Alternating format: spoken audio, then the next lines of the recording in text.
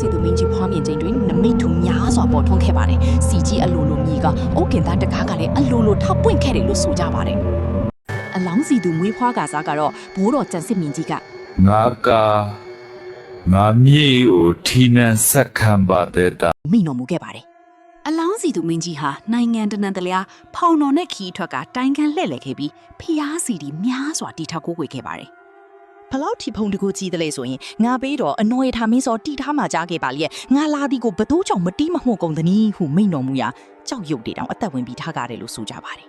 ဘလို့ပင်ဖုံတကူကြီးနေစေတော့လေနှစ်ခါလာများစွာကြာပြီးနောက်မင်းကြီးဒီအသက်ရွယ်ကြီးရင်လာခဲ့ပါတယ်အဲ့ဒါကြောင့်ပဲမူးမှန်ချိုးကမင်းကြီးကိုဦးမင်းမစွမ်းတော်ဘူးရဲခိုးကြပါတယ်မင်းကြီးကလည်းသူတို့ကိုအမတ်ထားပြီးငါမအိုသေးဆိုတာကိုတက်တည်ပြရန်ကြံ့စီလို့ပါတော့တယ်အဲ့ဒါနဲ့ပဲလောင်းစီသူမင်းကြီးကစစ်သူကြီး၄ယောက်ကိုတူရင်းတောင်ချေမှာနေဝင်လျင်ဦးပေါင်းကြားနဲ့မြင်းကြားစီယောက်ျားတစ်ယောက်အနိုင်အထက်လူစားတယ်ဆိုတာနင်တို့မကြားသလို့သူ့ကိုနင်တို့၄ယောက်ရအောင်ဖမ်းမရလျင်နင်တို့ကိုမျက်အံ့ဆိုပြီးတောင်းပေးလိုက်ပါတယ်မင်းကြီးကတော့ရွှေပန်းစာပွင့်မင်းကိုဝမ်းမှာဝင့်လုံးဖြူကိုမြဲမြံစွာတေချစီဦးပေါင်းကြားတို့ကိုစောင်းပြီးတော့တောင်ချေကိုအပြင်းမြင်ခဲ့တာတဲ့စစ်သူကြီးလေးယောက်ကလည်းတောင်ချေဖက်ကမင်းကြီးကိုအပြင်းလိုက်ပါတော့တယ်အလောင်းစီသူမင်းကြီးကစစ်သူကြီးလေးယောက်နဲ့တပြန့်တုံခွာတုံချင်းတုံမြေကစားပြုတ်ကညောင်ဦးက6ကိုစီမင်းက6ကနေပြန်တက်လာခဲ့စစ်သူကြီးတို့ရဲ့မြင်းလေးစီကိုတိုက်ဖောက်လုံးမြောင်လုပ်ပြီးမှဟိုဦးကွင်းကြီးမှာမြင်းမျိုးလေးပြကစားခဲ့ပါသေးတယ်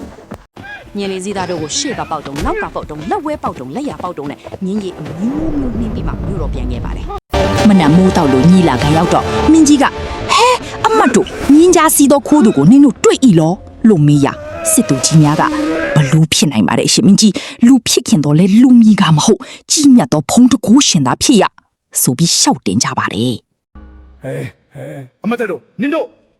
အိုးပြီးဟိုမကြတဲ့ငါမအိုးသေးမင်းကြီးရဲ့စမ်းဆောင်မှုကိုယုံကြည်ခဲ့သောဥမတ်တို့ကလည်းမိမိတို့ရဲ့မင်းကြီးကိုထင်မြင်သိခဲ့မိခြင်းကိုများစွာနောင်တရပါတဲ့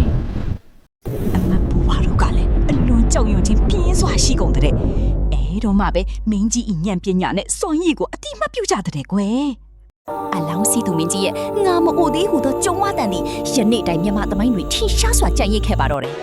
အလောင်းစီသူမင်းကြီးရဲ့ဆက်လန်းကတော့ခေါင်းဆောင်ကောင်းတူ၏ဉာဏ်ပညာစွမ်းရည်နဲ့မန်မာနကိုထင်ဟပ်ပြသနေပါတော့တယ်အခုလို AI animation ဗီဒီယိုလေးကိုကြိုက်နှစ်သက်တဲ့ဆိုရင် like and follow လုပ်ခဲ့ပေးကြပါဦး